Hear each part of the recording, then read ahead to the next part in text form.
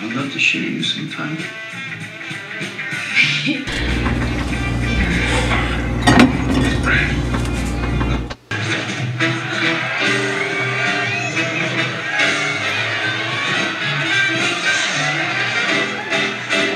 Now take on this.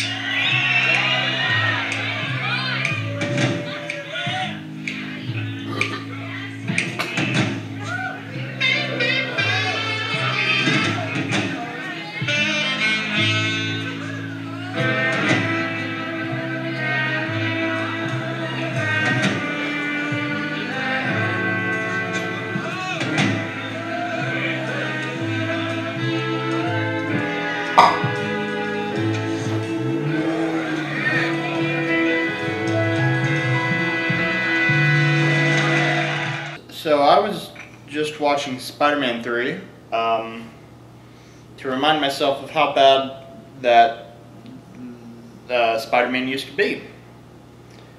And it used to be really bad, but now it's really good. So I'm gonna talk about Spider-Man Homecoming. I have notes over here on my phone to try to keep me on track, because I might not be on track. Am I recording? Hang on. I haven't thrown up. Oh, this thing's still here. That's weird.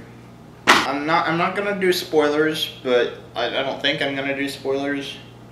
If so, I might do spoilers. I might spoil. I'm not gonna spoil anything though. I'll do what other YouTube videos do, and I'll do a separate spoiler video so I can get double the views and waste double of your time. First off, I loved the tone of the movie.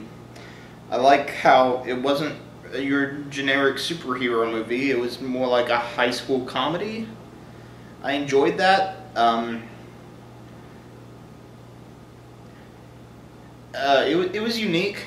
Like, it's not something I've really seen too many, especially Marvel movies do, or any movie. Like, I don't think I've ever seen those two things kind of meld together, except maybe like Sky High. Ooh, Sky High's a good one.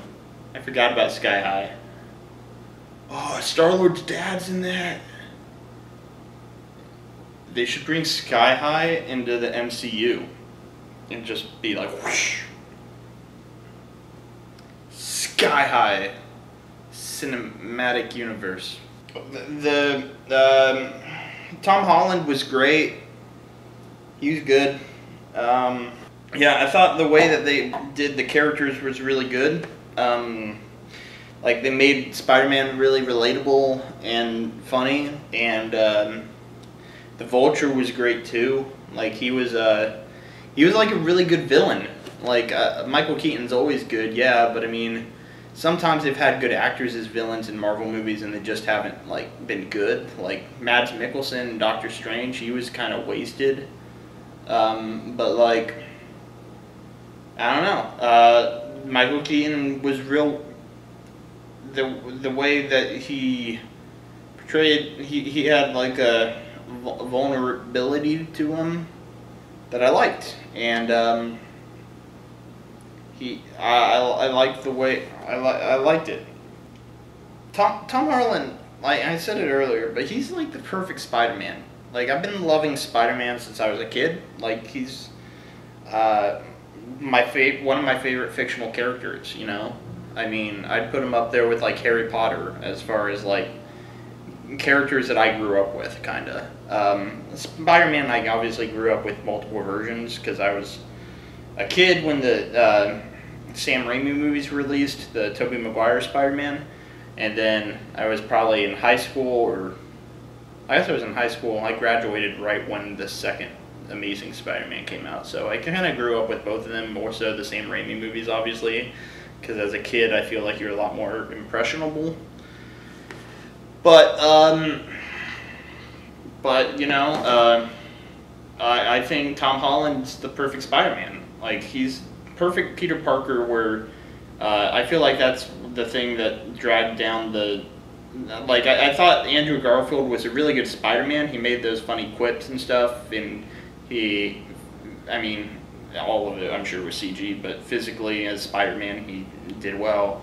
But I thought sometimes like some of the dramatic stuff. I don't know why I'm talking about those. I'm not reviewing those movies, but like Tom Holland was the best of both worlds and then some. Like oh, hello. Let's get you back into place. Oh, not bend over. Tom Holland was really he sold being a kid, where it's not like a 30-year-old playing a teenager anymore.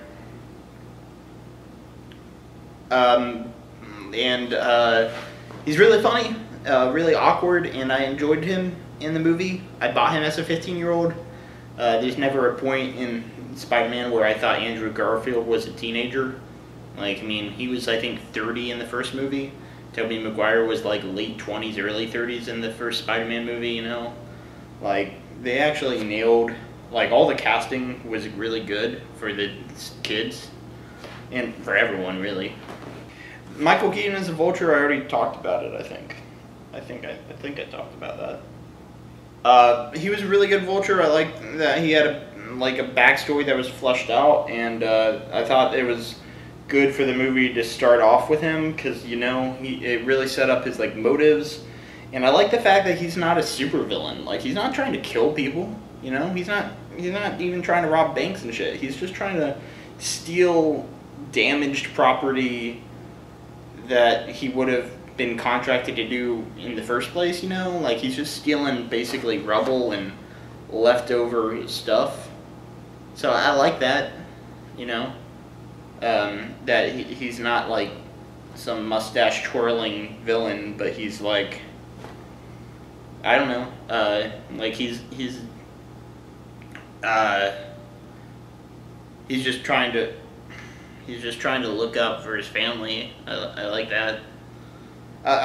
Also for the Vulture, like, he really doesn't want to hurt anyone. Like, you know, pretty much everyone in the movie that gets hurt from the Vulture and his villain friends is basically because Spider-Man intervened. And I thought they kind of brought that up in the movie, but they could have hit that a little harder, is that Spider-Man's kind of the reason for a lot of the consequences that we see. So, yeah, and I think that's like kind of the growing pains of learning to be a superhero at a young age, is that he has to learn consequences for what he does, and I thought they could have played that up a little bit more. I know that's kind of the whole arc of his character in the movie, but I never felt like he had like a moral objection to it in the movie. I felt like all the reactions that he had to it was just that stuff was getting taken away from him, and that he was getting yelled at by Tony Stark or Happy Hogan. I thought it made him almost a little selfish. And playing into that also, that scene with the fairy, that's kind of the big turning point for Spider-Man in the movie. Like, as far as his character arc, is that, you know, he put people in danger and stuff. But to me in the movie, I mean, it didn't sell me that well on that turning point, because again, it kind of just made it seem like, oh, Tony Stark took my suit away, you know, like, that's all he cares about is his suit, you know, he doesn't care that he put people's lives in danger. But if I feel like if they should have hit that note, hit that like theme, or that beat, I guess, a little harder.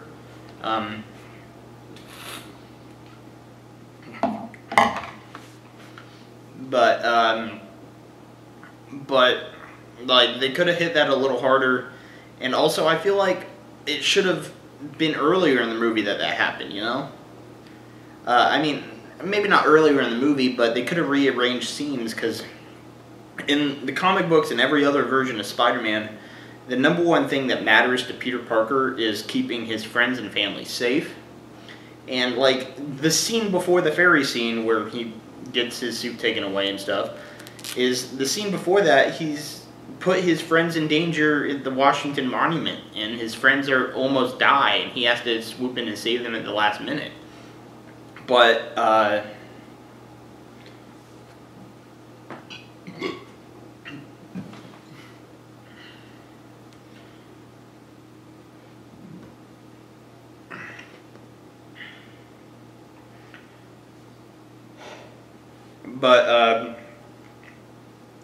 like I feel like whenever that happens, when his friends are in danger, that should be the turning point of his character in the movie. Is that, hey, I put my friends in danger.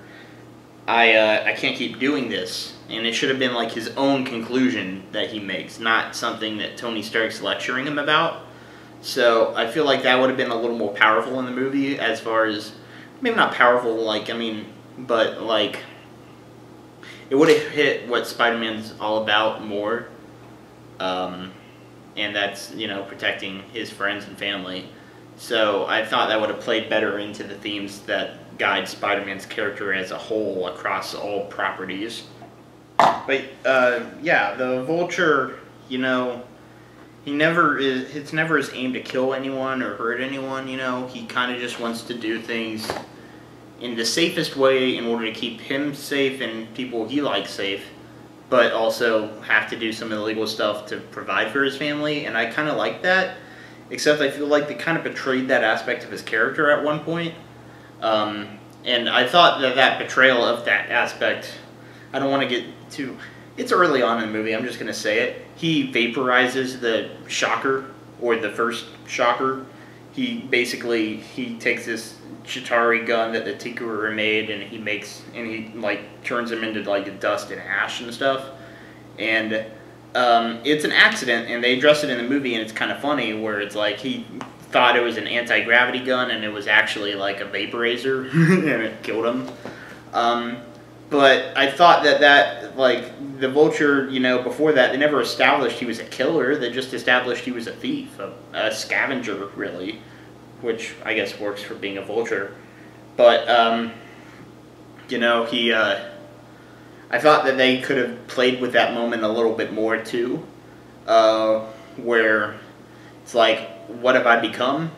And he could either, that could be his turning point, where he either embraces that, or he wants to move away from that, because he killed someone, he murdered someone. And I don't feel like, he kind of just shrugged it off and was like, whatever. Oops, I chose the wrong gun, whoops. And it's like, I don't know, they never set him up to be a killer in that, evil. But I guess at the end he's trying to kill Spider-Man, kinda, so he drops a building on him. Man, I'm just spoiling it, fuck it.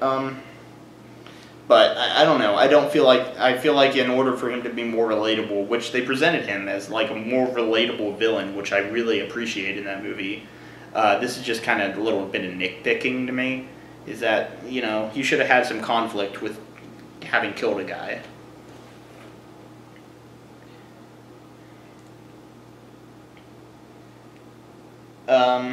Tony Stark was in it just the right amount of time, he wasn't in it too much.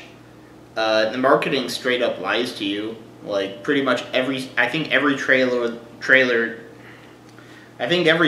that was released for the movie had that shot of Spider-Man swinging and Iron Man flying right next to him, and that's never in the movie. There's never a scene in that movie where they fight alongside each other. Iron Man robots show up twice in the entire movie, and both times are not fighting anyone, but just one of them saving Peter Parker, and the other is kind of saving Peter Parker, but more so saving the fairy and putting it back together and stuff. You never see Iron Man fight anyone. He's not fighting along Spider-Man anywhere, which I appreciate. I don't think he needs to be. I think it's a Spider-Man movie. It's not an Avengers. It's not a Civil War. It's not a crossover movie, It's just supposed to be a contained Spider-Man movie, so I appreciate that they didn't overuse Iron Man. Marketing was just a piece of shit for this movie. They spoiled the whole movie in the trailers, so that's why I don't feel too bad for spoiling it in a review, especially after the movie came out. So, the movie came out today when I'm recording this, so you've already seen it, probably, if you're watching a review. I mean, no one's thinking, should I see the new Spider-Man movie? Of course you're going to see the new Spider-Man movie. I'm off tangent.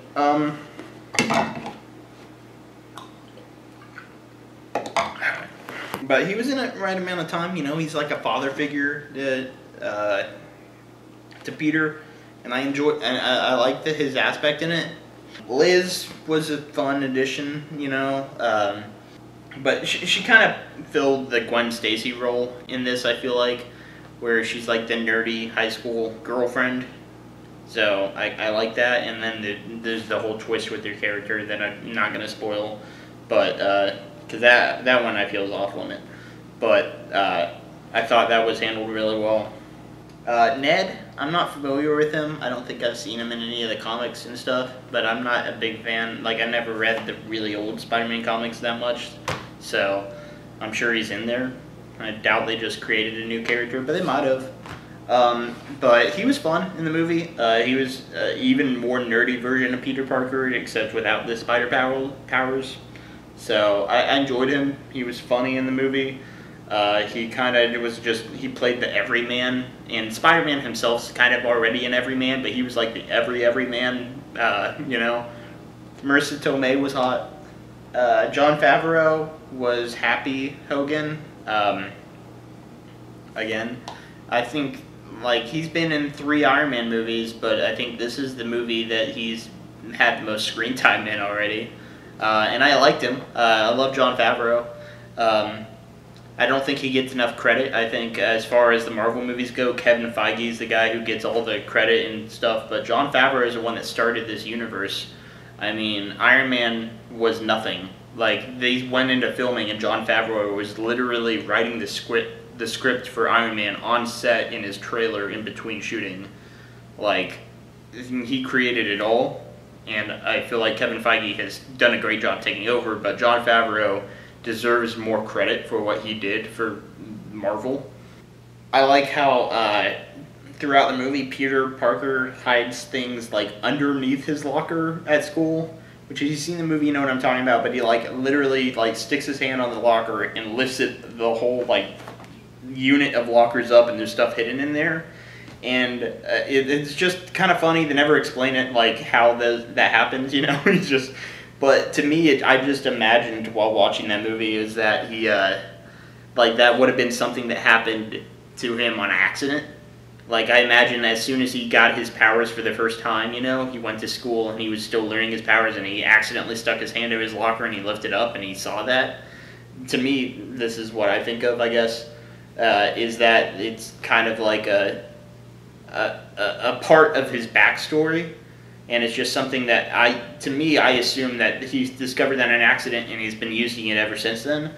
And it might not be true at all, but I kind of like that they don't have to explain it. I kind of like that this character, it's not an origin story, but I feel like they came up with this movie version's origin story for him. They just didn't put it to film.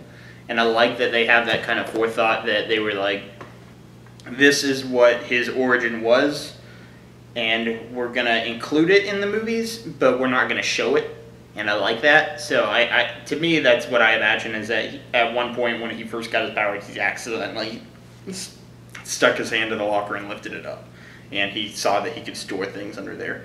So that was fun for me. I enjoyed that. I also really liked the segments of the high school newscast. It's actually Betty Brant, who is in who is another Spider-Man comic book character throughout the series, you know, of comics and even movies. She was played by Elizabeth Banks in the Sam Raimi movies. But like she was the newscaster, and I like those little newscasts. They were just shitty enough to be funny and also kind of nostalgic for me, because when I was in high school I used to make all kinds of those too. Someone who's been on this channel a lot, Raphael, he made a couple with me, and they're real bad, but they're funny. Welcome to DC TV. I'm Austin Vodder. And I'm Raphael. The last day to purchase tickets will be Friday, April 6th. Isn't it after like some kind of song or whatever? Don't talk. I mean, Don't talk. And then Don't talk. And then Don't talk, man. Don't talk, alright? Just sit in silence.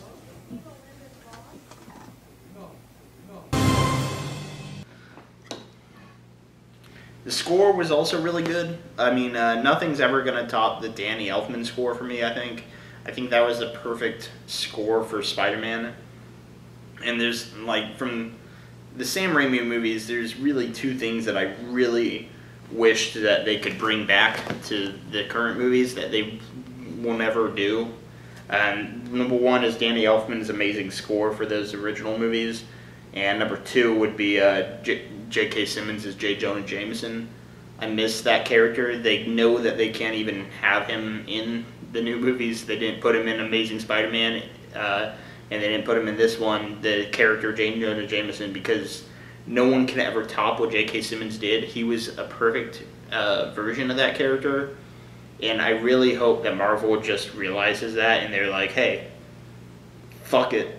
Fuck continuity. Let's bring back J.K. Simmons. That'd be awesome. What I didn't like about the movie is that the Audi product placement, it was really bad. The Audi, the cars, it was really bad and distracting whenever it showed up.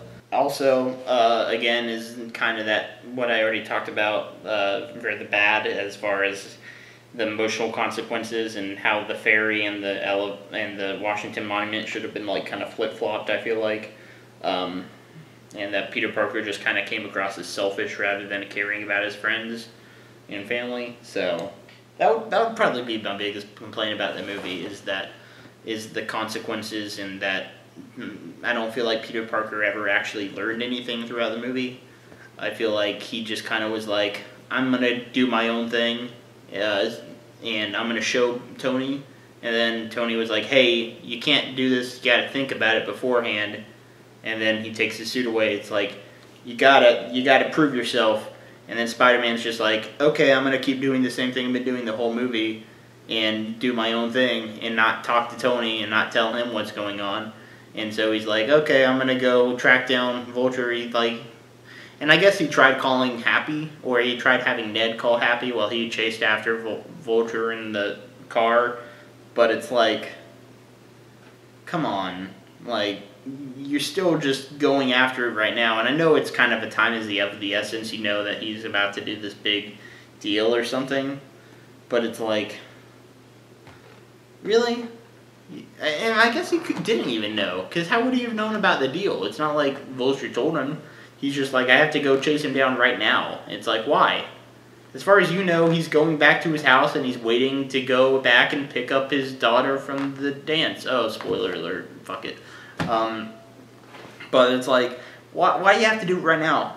You know, just sit that one down that night, or call Tony while you go to the bathroom at the homecoming dance and call Tony Stark and be like, hey, dude, this is the dude. I know him now. I know his identity. He told me that if I just laid off, whatever, but he's not going to expect Iron Man to show up, I mean, so, I don't know.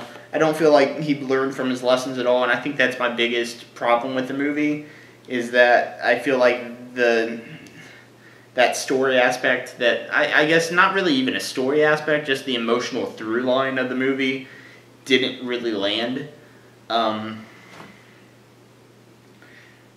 But overall, I thought the movie was fucking great, I think that movie is the perfect iteration of Spider-Man.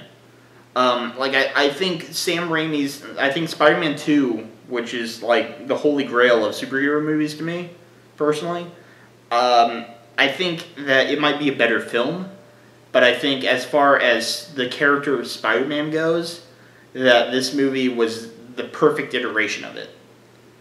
Whereas it embodied everything about his character in the comics, save for that one gripe that I have that I've already talked about extensively.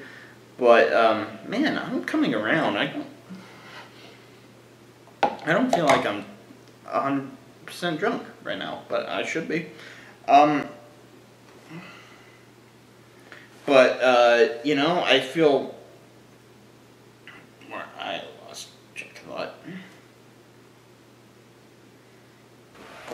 But, I thought that it was the best I thought it was the best Spider-Man version, best Spider-Man actor. Not best actor necessarily, but best version, best casting, I guess, more so. Because I think Andrew Garfield's a really great actor too. Especially if you've seen Silence. I keep going off topic. But like, the casting was really good. I thought that the tone of the movie was great. I loved that John Hughes-esque 80s tone. Yeah, so the movie was really good. If you haven't already watched it, and you're watching this where I spoil large parts of the movie, what's wrong with you? The movie's out. Spend the $10. Go see the movie. It's great. Go to an AMC. I'd say I'd rate the movie 8.5 beers out of 10. It's about how far in I am right now, and it's good. It's good, really good movie. As far as like it ranks among the Marvel movies, I'd say it's upper tier. I'd put it up there with. I mean, it's very different than all the other Marvel movies, which I appreciate, but I'd say it's up there with Guardians and Winter Soldier and Civil War and the first Iron Man and first Avengers. I'd say those are like the top like five or six movies, and I'd say it's definitely up there, So go see the movie. I'm nervous where the series is headed after this, because Venom, like, I'm confused what they're doing with Venom, like, is it connected to the MCU? Amy Pascal says no, yes, but Kevin Feige's like, nah, and it's like, is it? Is it? I don't know. Like, what are they doing with the movies? Like, are the sequels going to be in the MCU? Because there's also was some rumors a couple months back. I was like, nah, they're not. They're not going to be in. I don't know. Like, I don't know. So,